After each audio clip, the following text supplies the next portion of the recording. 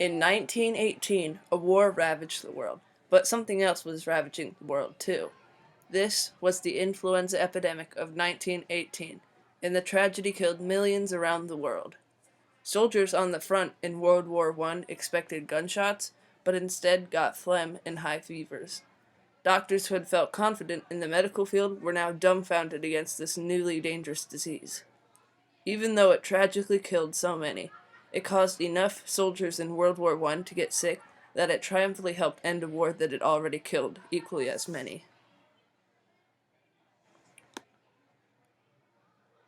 World War I was a war of trench warfare, and many soldiers on the Western Front spent the war in the swampy, muddy trenches that were dug to protect soldiers from enemy fires. Even that wasn't bad enough, though. Soldiers were still exposed to bomber planes, shell artillery, and filthy rats feasting on the dead bodies. The soldiers hardly slept, either from the thought of being shot or from the bedbugs. To the soldiers, anywhere but there was the perfect place to be.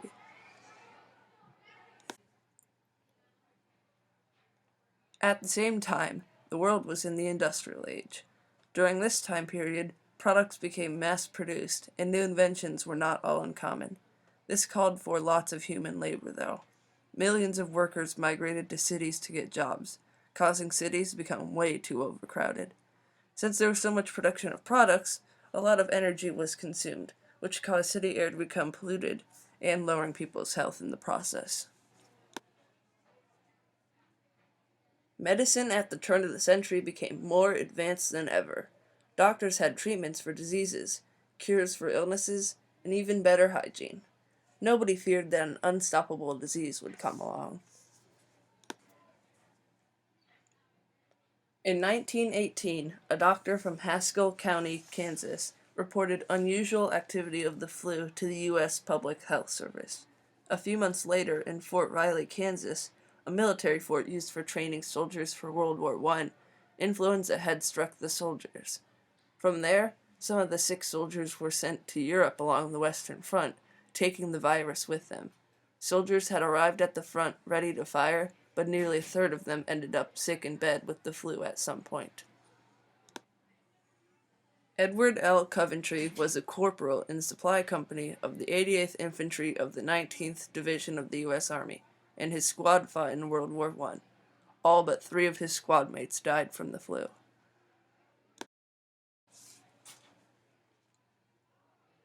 The doctors and nurses who had come to the front expecting lost limbs and bullet wounds instead had to deal with phlegm and high fevers. Doctors and nurses were overworked and generally were on duty for 16 straight hours. Roy Grist, a U.S. Army doctor, said, "We eat it, sleep it, dream it, and breathe it, all for 16 straight hours." Eventually, so many soldiers got sick that both sides in the war began to lose manpower. During General Erich Ludendorff's spring offensive that would win the war for Germany, influenza swept through Germany's troops, halting them so that the Allies could retaliate. The Allies ended up winning the war, all thanks to the flu. The war may have been over, but the disease wasn't, however. When American soldiers arrived in Europe, they spread the flu to civilians, and from there influenza spread to everywhere in the world. From remote Inuit villages in Alaska to tropical Melanesian islands, and rice paddy fields of China to the rainforest of Guyana. The flu was there. Public gatherings were canceled, movie theaters, schools, and even churches closed their doors. Conditions got so bad that some towns and cities stopped outside visitors from coming in. The town of Gunnison in Colorado set up roadblocks on streets into the town, arrested people that got off a train there, and had a strict quarantine for anybody who managed to sneak in. Doctors began to go to the ways of doctors years before them, prescribing strange and non-working solutions to the flu.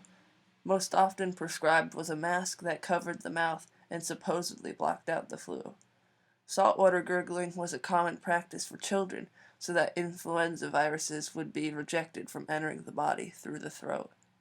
Sometimes dangerous solutions were prescribed as well, one of which was calomel, which could severely damage internal organs such as the stomach and intestines. So many people succumbed to the flu that morgues became filled to the brim with blue-toed bodies. Cemeteries ran out of space, so large holes were dug and bodies were dumped in. One tiny little virus caused the world so much destruction until the fall of 1919, when it disappeared as quickly as it came, after killing more than 20 million people. By 1920, influenza had killed more than 20 million people, more than World War I had.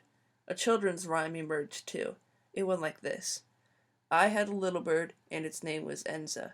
I opened the window, and influenza. Governments began setting up stricter security at seaports and train stations to stop foreign disease from being brought into new places. Militaries afterwards began to ensure that soldiers had sanitary places to stay during war, so that as many soldiers could be used as possible.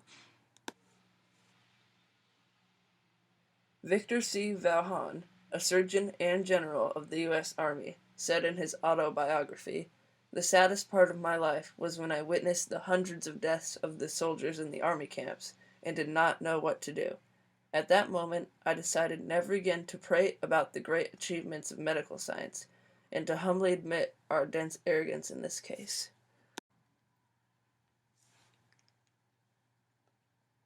Before the epidemic, doctors could not imagine the thought of a disease taking over the world.